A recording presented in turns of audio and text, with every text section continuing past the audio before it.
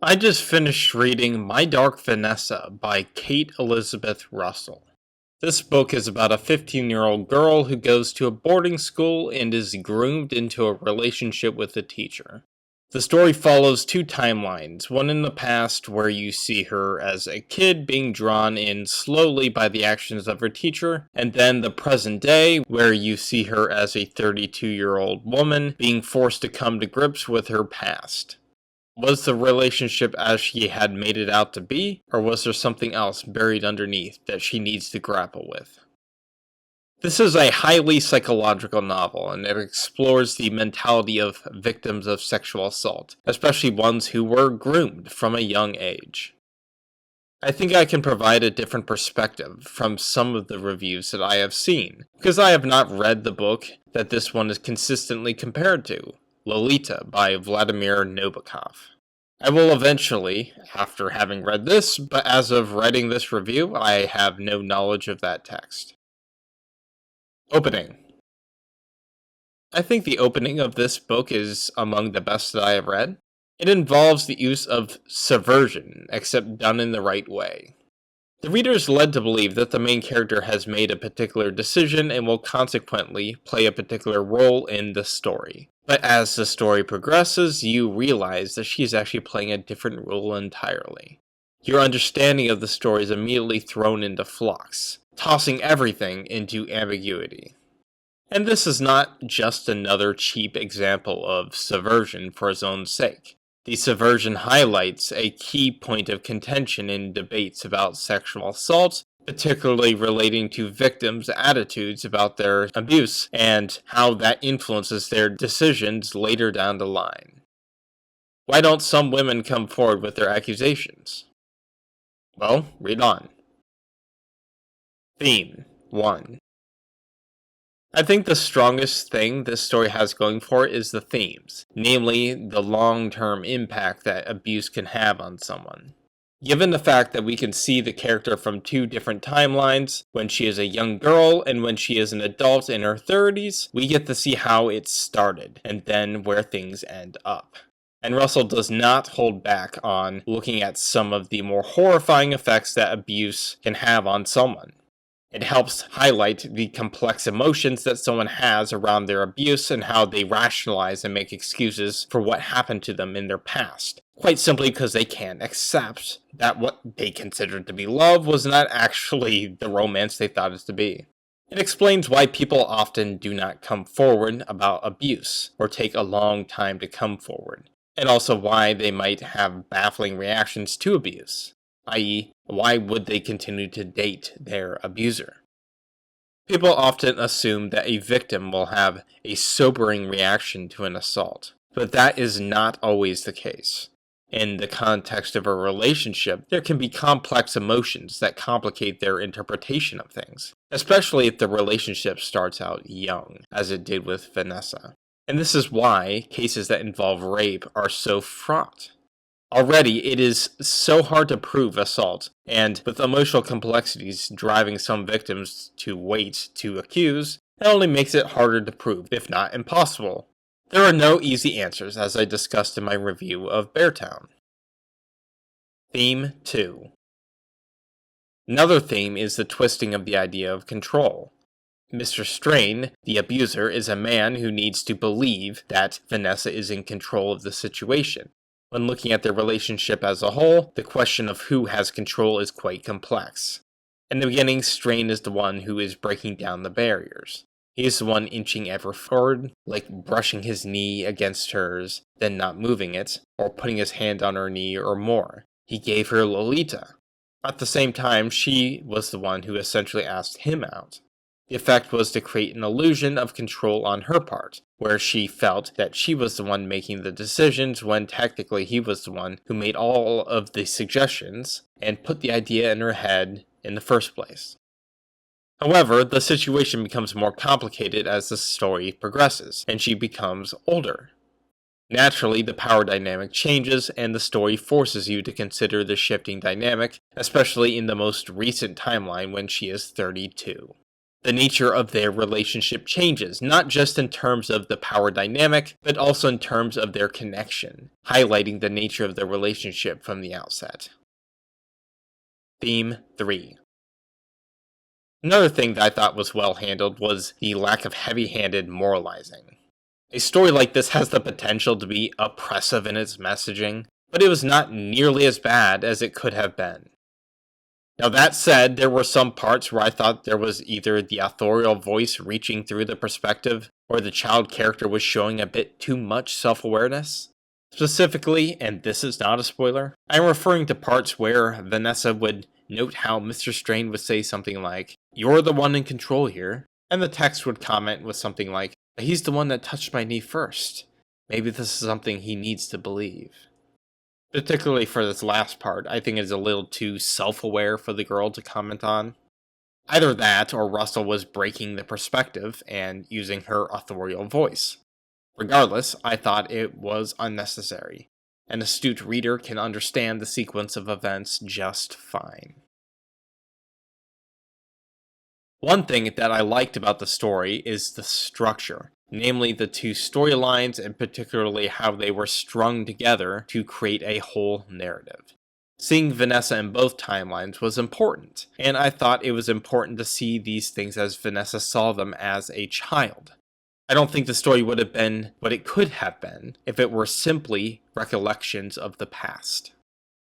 I did briefly think about the different ways in which the story could have been structured, however, even wildly creative ones. I considered structuring the story so that it could be set entirely within the psychiatrist's room, with one-on-one conversations between the two. That would remove the in real-time telling of the past and make it into literal recollections, but it'd also be an interesting literary twist. A simpler change was just to have the past storyline told in the past tense. This is minor and it was more of a pet peeve.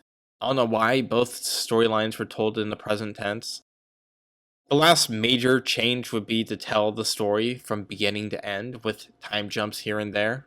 Start the story when she is 15 and proceed from there. I often found that people avoid telling stories like this now, maybe because it makes the telling less brutal. The character knows what is coming, so they at least have a chance to prepare themselves for it. I really want to know how the story would change if the story was narrated in a linear manner, though. Character 1. Vanessa is a difficult character to grasp in some respects, because we have an unreliable narrator. She is told that she is unnaturally old for her age, especially in terms of emotional intelligence. At the same time, she is chastised for acting her actual age. We don't know how much of a prodigy she is. The entire point is that many of these male professors, from Mr. Strain to Henry, all tell her that she is brilliant, though that very well could just be a grooming tactic to get her closer. Vanessa is working a dead-end job at the start of the book, having gone nowhere in life. Is this because of the abuse? Or because she was never meant to make it as an academic anyway? We will never know. Deliberate uncertainty like this is a mark of brilliant writing. But her complexity truly comes out with her relationship to the other characters. Characters 2. Mr. Strain is the other main character. He's the most defining person in Vanessa's life, being the man who groomed her from the outset. It is clearly established that he is not outright malicious or cartoonish in his motivations. There are two kinds of caricatures that could have been embraced. One, where he would have been a hot boy in his 20s with washboard abs. Or another, where he could have been this creeper who only ever wanted to hurt Vanessa every step of the way. The image I have in mind is this sly editing, usually done in anime, where you get to see the inner thoughts of the character in question. You see that Mr. Strain is up to no good. But in this story, Mr. Strain is not that simple. His actual behavior may amount to the same thing, given the amount of harm he ends up inflicting on Vanessa, and he certainly is a real creeper. But the cycle of her being guilt-tripped and reeled within his grasp was not necessarily something he was performing. It was a pattern of behavior that simply worked to his benefit. Character 3. The first side character worth discussing is Vanessa's mother. Behind the main relationship, she has one of the more complex side relationships with Vanessa. Something that stuck out to me was one of the mother's decisions as Vanessa was leaving Browick. It just struck me as completely unbelievable at the time. However, now that I know some of the rudimentary background details of the story, I might be able to speculate about why it was included. Something similar might have actually happened. Now, that doesn't really explain it, but the possibility remains. Character 4. The next two characters are Craig and Henry, and they're kind of thematically linked, so I'll talk about them in the same section here. Craig is an older man that she briefly talks to in person and then corresponds with in text online, until he starts to get pushy. This contrast with Mr. Strain shows the kind of manipulation that Strain engaged in with her, and this experience also explains why her attitude towards Strain remained as persistent as it did. Henry is another example where there's this slight twist on the relationship with Strain. There are similarities, but one factor is tweaked. It also shows how her relationship with Strain has affected her up into her college years, and has potentially had catastrophic consequences. I think the most significant thing to take away from these two characters is how Strain looms in from the background throughout all of the experiences. He never truly leaves her at any point. Pros. Because I did not read the original Lolita, I don't have a whole lot to talk about in the prose section, which I guess is a good thing because Lolita is apparently a prose masterwork. It might be unfair to make the comparison. I don't care. One thing that stood out to me was the way in which Russell would strategically compress dialogue in the story to avoid padding out the page count. This is a good thing on its face. On the other hand, I often felt like there were some missed opportunities for significant conversations to be had between characters that were just brushed over. You still want to avoid repetition, I understand this. In fact, this is part of what made me consider the abnormal story structure, where the whole story would be told from the psychiatrist's room, essentially through dialogue. I just know this is an experimental project in waiting. Ending 1. I personally like the second half of the novel. According to some readers, this was unnecessary, but I think it is important to follow Vanessa and show how the relationship that started in her teens has trailed behind her all the way through and even past college.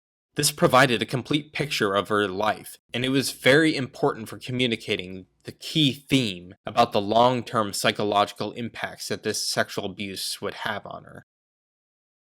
Ending 2. As for the actual ending, I especially liked it. I did not expect it at all. It did not end where I thought it would, and the character did not make the decisions that I thought she would. But in retrospect, I think this makes the story all the more impactful. It adds a level of complexity, showing that the answer first and foremost lies inward, and we should be careful not to romanticize movements, even ones built around a cause that we might stand by. I also like the open nature of the ending that was simultaneously not open-ended. There is technically some story ahead to traverse, yet we can see the direction that it is headed. It shows that you don't necessarily need a tidy little bow in order to wrap up a story. The use of the dog in the end was an especially good choice, as it was symbolic. Mr. Strain's relationship with dogs was strained, to say the least, so there was narrative significance in her choice.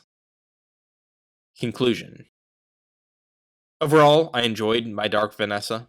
I will give this book an 8 out of 10. I have now released both volumes of The Paths We Have Taken, which is the first arc in the Broken Reality. This is my grim, dark, epic horror fantasy series. It takes the political intrigue of A Song of Ice and Fire, the abrasive characterization of Abercrombie, the long-term storytelling of One Piece, and the philosophical horror of the Second Apocalypse to explore the human capacity for cruelty. Check it out if you are interested.